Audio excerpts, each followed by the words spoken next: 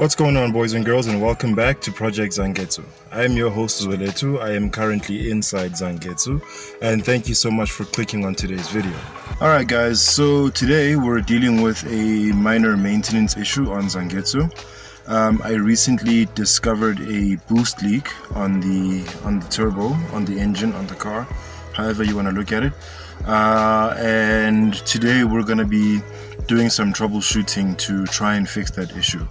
I originally thought that it was one of the two bolts that are holding down the recirculation bypass valve, which I have now turned into a blow-off valve, because one of them does appear to be stripped.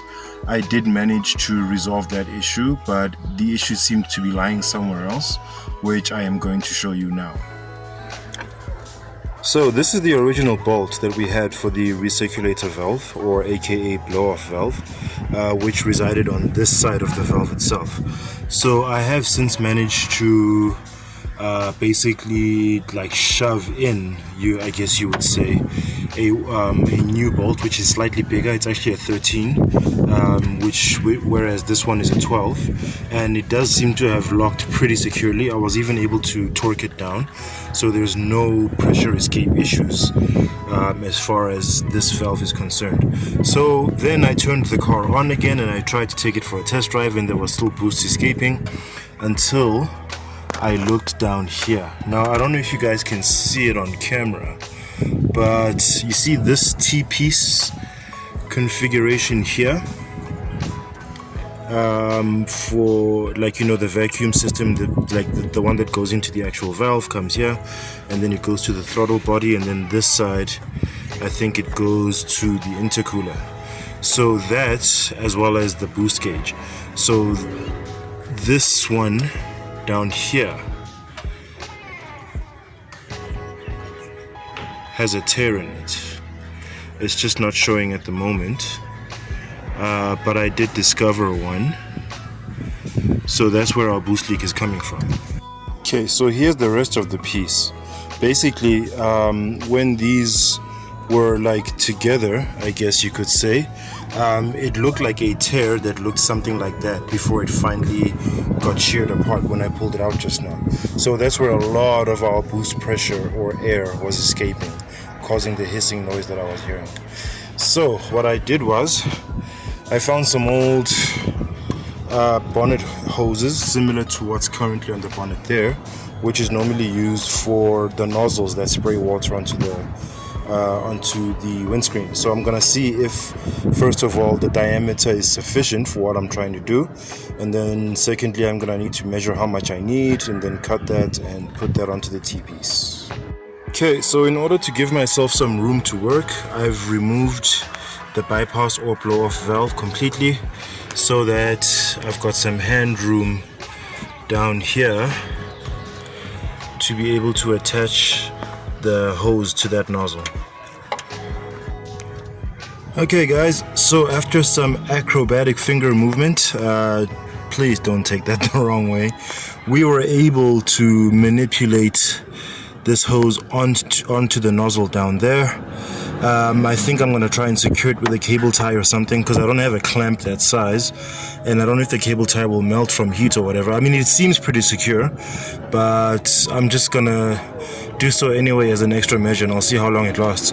So some of the things I had to do, like I mentioned before, I removed the entire bypass or blow-off valve, and I also removed this coolant pipe over here in order to make space to get there. I was considering moving that sensor, but I think everything else that I did was a bit easier and it made more sense. So now I'm gonna put everything back together. Okay guys, we've got the cable tie on there now. That pipe is as secure as my peace of mind will allow. So now we're gonna put everything else back together. Alright guys, everything's back together and I am a happy camper. I am no longer hearing any hissing coming from anywhere around this system.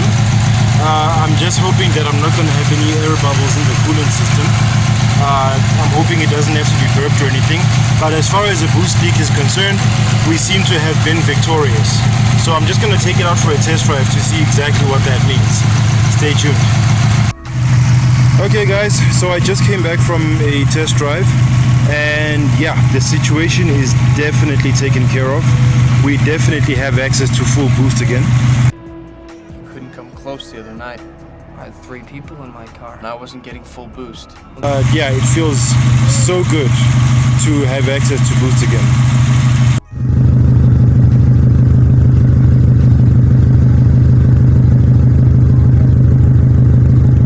Alright guys, that's gonna bring us to the end of today's video.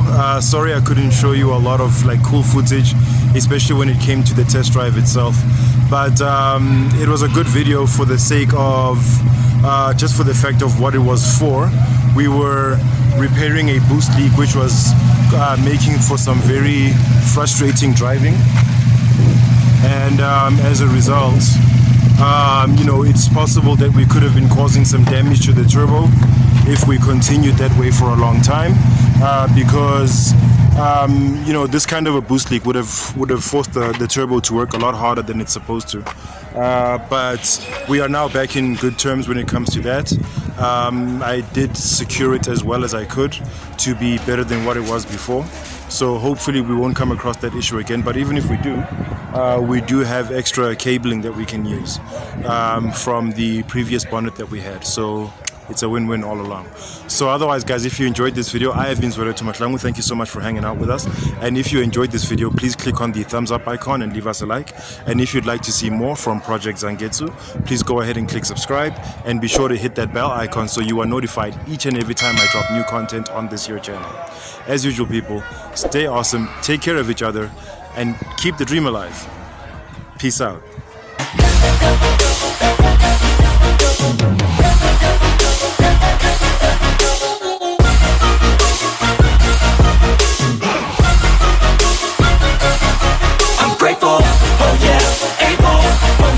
Stable, oh yeah, no label, oh yeah, you know me, I have only a path, I'm lonely.